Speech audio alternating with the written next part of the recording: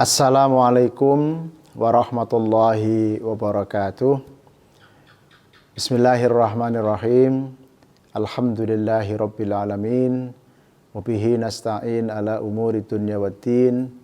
Wassalatu wassalamu ala asyrafil anbiya wal mursalin Sayyidina Muhammadin wa ala alihi wa sahbihi ajma'in, amma ba'du. Saudara dan saudari sekalian, para penyimak Al-Hikam Ibnu Athaillah As-Sakandari Syarah Asy-Syaraqawi dimanapun saudara dan saudari berada, mudah-mudahan senantiasa dimuliakan Allah Subhanahu wa Ta'ala. Pada kesempatan kali ini kita akan masuk ke hikmah ke-28, di mana di hikmah ke-28 ini juga ada kaitan dengan hikmah ke-26 dan 27. Tetapi di ke-28 ini lebih banyak mengaksentuasikan atau menekankan kepada bentuk-bentuk kesalehan sosial. Artinya apa? Jadi seseorang yang sedang menjalani masa atau sedang menjalani jalan ya, sedang merambah jalan ya, atau seorang salik ya, atau murid, seorang murid, jadi orang yang mendaki usul kepada Allah, ini di samping kemudian ada kesalehan-kesalehan yang sifatnya ritual, yang sifatnya adalah dianugerahi kemampuan untuk melakukan kesalehan-kesalehan yang tersimpan di dalam dirinya, gitu ya. Maka bentuk kesalehan atau wujud kesalehan dalam diri atau dalam jiwa tadi itu yang dititipkan Allah memanifestasi atau mengejawantah di dalam aktivitas-aktivitas keseharian. Lah, untuk melegitimasi pengantar yang tadi saya sampaikan, kita bacakan dulu hikmah ke-28. Bismillahirrahmanirrahim. Ma ustudi'a fi ghaibis sarairi dhahara fi syahadatil dhawahiri. Singkat memang kalimat yang ditulis oleh Ibnu Athaillah, tetapi kalimat atau diksi yang singkat ini ternyata memiliki arti yang begitu mendalam. Ma utawi barang utawi perkara ustudia kang den silehaken ya, utawa kang den simpen ya. Apa ma, yang siapa yang menyimpan tentu atau yang menitipkan tentu adalah Allah, begitu ya. Fi ghaibis sarairi ing dalam gaibe piro-piro barang-barang kang rahasia. Sesuatu yang dititipkan atau disembunyikan dalam hal-hal yang gaib ya, dalam segala sesuatu yang penuh dengan rahasia, begitu ya. Artinya tentu dalam batin seseorang, di dalam benak seseorang, di dalam diri seseorang, begitu. Ai tegese ya, al-qulubul ghaibatu ghairul musyahadati bil absari minal ma'arifi wal anwaril ilahiyati. Jadi ayat tegese al-qulub piro-piro ati al-ghaibatu ya, kang ghaib, ai ghairul musyahadati tegese sesuatu yang tidak bisa dilihat ya dengan kasat mata, bil absari kelawan piro-piro peninggal. Jadi sesuatu yang memang tidak tampak, tidak bisa secara kasat mata dilihat. Ketika misalnya saya punya saudara, sebagai sebuah ilustrasi, saudara saya tadi bernama Muhammad misalnya. Saya melihat Muhammad ini ya tentu tidak bisa melihat apa yang sedang dipikirkan oleh Muhammad, apa yang sedang dirasakan oleh saudara saya yang bernama Muhammad tadi. Dan juga tidak mengetahui apa yang menjadi keistiqomahan ataupun kesalahan-kesalahan dalam diri Muhammad yang serba rahasia tadi itu, yang merupakan anugerah Allah atau sesuatu yang disembunyikan Allah atau yang dititipkan Allah kepada Muhammad saudara saya tadi itu. Nah, apa yang ada di dalam benak seseorang ya, pikiran-pikiran yang jernih, kemudian husnudzon, kemudian juga kesalahan-kesalahan dalam batin yang dimiliki oleh seseorang tadi itu, begitu ya. Sejatinya kemudian butuh manifestasi. Di manakah manifestasinya? Ya tentu di manifestasinya adalah pada aktivitas-aktivitas keseharian kita sebagai seorang salik.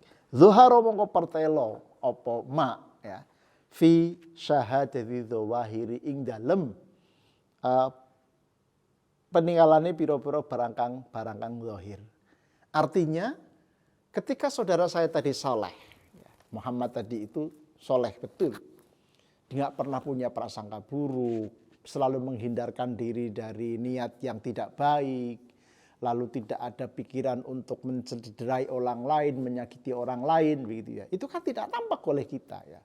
Nah, tampak bahwa dia tidak punya niat buruk, dia tidak punya niat yang jelek, dia tidak punya rasa iri, tidak punya rasa dengki, tidak punya sifat-sifat yang negatif tadi, tampaknya adalah pada atau manifestasinya adalah pada aktivitas dia sehari-hari. Itu yang dimaksud dengan zuhara fi syahadatil zawahiri. Itu artinya antara apa yang difikirkan oleh seseorang yang tadi dititipi kesalehan oleh Allah, dititipi kemampuan untuk berbuat baik atau untuk soleh tadi itu, maka wujud nyatanya adalah aktivitas yang juga baik. Dengan kata lain, apa yang ada dalam benak ini satu dengan apa yang kemudian yang dilakukan. Jadi intinya adalah satunya pikiran, satunya kata dengan perbuatan. Itu yang dimaksud dengan ma ustudi'a fi ghaibi sarairi zahara fi syahadatil zawahiri. Saya bacakan dulu sarahnya. Ai fil zawahiri syahidati tegese ing dalam pira-pira perkara kang zahir. Asyahidati kang katon, ail hadirati tegese hadir. Fama utai barang istauda'u kang nitipaken atau menyembunyikan ya. Sapa Allah Ta'ala atau delehaken atau nitipaken. Sapa Allah Ta'ala Gusti Allah Ta'ala fil qulubi ing dalam pira-pira ati. Wasara'i lan pira-pira rahasia ya. Jadi apa-apa yang dititipkan Allah ya dalam alam sir atau sesuatu yang sifatnya rahasia tadi itu dalam hati masing-masing hambanya tadi itu. Bayana minal ma'arifi dari pira-pira kemakrifatan, orang kemakrifatan hati ya. Wal anwari lan pira-pira nur, pira-pira cahaya. Labudda mongko ora kena ora gitu ya. Wajib hukumnya ayyadhara ing yento keton apa atharuhu labete ma ya alal wajhi ing atase wajah wal jawarihi lan pira-pira anggota badan. Jadi tadi satunya hati dengan perbuatan. Ketika Allah menitipkan kemampuan kepada kita untuk baik, untuk senantiasa istiqomah, untuk senantiasa berusaha menjadi orang yang baik, begitu ya. Tadi menghindari hal-hal yang tercela, nggak punya pikiran buruk, kemudian juga tidak mudah galau, gitu ya, tidak mudah tergoda, begitu dengan hal-hal yang tidak baik tadi itu, maka wujud nyatanya atau manifestasinya adalah di dalam aktivitas perbuatan atau amal perbuatan sehari-hari tadi itu. Jadi ini kemudian kita bisa mendapatkan pelajaran yang sangat berharga bahwa dalam dunia sufistik ya orang tidak akan bisa menilai hati orang lain. Kita hanya bisa menilai orang yang dari aktivitasnya, dari perbuatannya, begitu ya. Jadi apakah kemudian orang itu misalnya ketika orang itu berbuat baik, ya maka kita mesti harus melihat bahwa dia itu orang baik. Perkara dia baiknya karena pamrih, karena punya tujuan tertentu, atau mungkin juga untuk menipu, ya itu urusan dia dengan Allah, kira-kira begitu. Kita hanya mampu untuk menjustifikasi, untuk melihat bahwa dia orang baik. Karena aktivitas-aktivitas perbuatan yang dilakukan tadi adalah baik tadi. Karena kita tidak mampu menilai hati orang lain.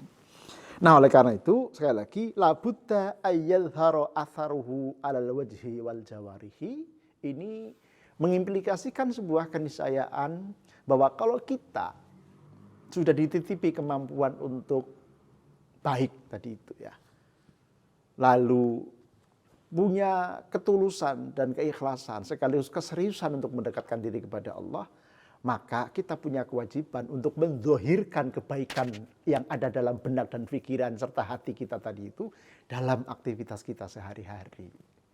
Jadi nggak cuma baik hanya dalam pikiran gitu ya, baik hanya dalam rasa, baik hanya dalam hati, tidak cukup itu.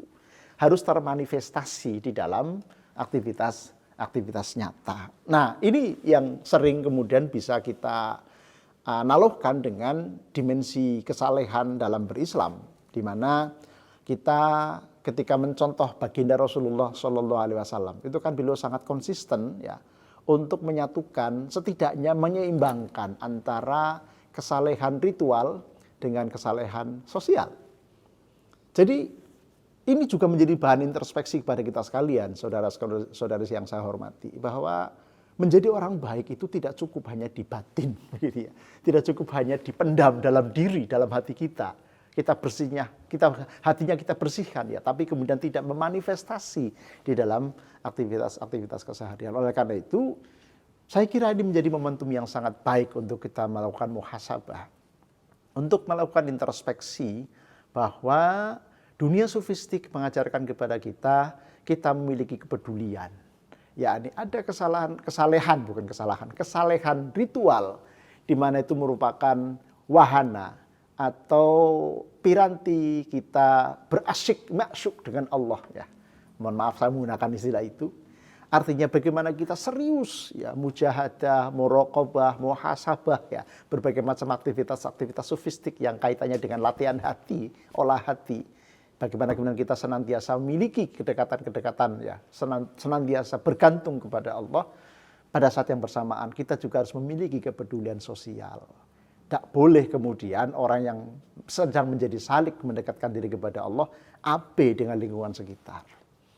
Di musim haji sekarang yang sedang kita saksikan, saudara-saudara kita yang sedang mempersiapkan diri ya menjadi tamu-tamu Allah. Saya kira ini menjadi menarik juga untuk menjadi bahan evaluasi.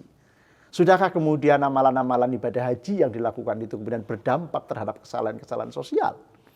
Karena memang aktivitas-aktivitas yang dilakukan para hujjat ya, para jamaah itu sejatinya adalah representasi dari kepedulian sosial. Ketika melempar jamarot misalnya, itu kan kita marah dengan setan. Jangan sampai kemudian kita sudah marah dan melempari setan, ketika pulang dari haji kita mengundang setan kembali. Nah, oleh karena itu aktivitas-aktivitas fisik tadi yang semestinya merupakan pengejawantahan dari kesalehan batin itu mesti harus mewujud, harus tampak. Itulah yang dimaksud dengan la budda ayyadhara atharuhu alal wajhi wal jawarihi. Saya lanjutkan li'anna dzahira krana sak tebane zat kang krana sak temene barang kang zahir ya, barang yang tampak, sesuatu yang kelihatan itu miratul batini. Cerminnya batin. Jadi aktivitas yang kita lakukan tadi itu sebagai wujud ya atau manifestasi dari baiknya niat, baiknya hati, bersihnya hati. Dengan kata lain, sebagai seorang salik tadi, pesan yang hendak disampaikan oleh Ibnu Athaillah As-Sakandari ini sebetulnya adalah seorang sufi, seorang yang sedang mendekatkan diri kepada Allah. Itu tidak boleh tidak punya empati kepada alam sekitar. Tidak boleh kemudian abe kepada ketimpangan-ketimpangan yang sedang terjadi. Jadi asik ria dari sisi ritual, yakni upaya untuk mendekatkan diri kepada Allah, kemudian juga harus diwujudkan dengan kepedulian dalam konteks atau dalam bentuk kesalehan sosial tadi. Mudah-mudahan apa yang disampaikan oleh Ibnu Athaillah ini menjadi bahan introspeksi kita. Saudara sekalian yang saya hormati dimanapun saudara dan saudari berada, bahwa sekali lagi dalam dunia sufistik kita betul-betul ditekankan untuk memiliki equilibrium atau keseimbangan. Keasikan kita dalam dimensi ritual mesti kemudian juga harus diwujudkan dengan keasikan kita dengan dimensi sosial untuk kemudian kita mampu menempatkan diri sebagai bagian yang penting dalam komunitas, sekaligus juga bagian penting juga dalam proses melahirkan peradaban yang lebih baik di masa-masa yang akan datang. Mudah-mudahan ada manfaatnya. Kurang lebihnya mohon maaf. Wallahul muwaffiq ila aqwamit thoriq. Wassalamualaikum warahmatullahi wabarakatuh.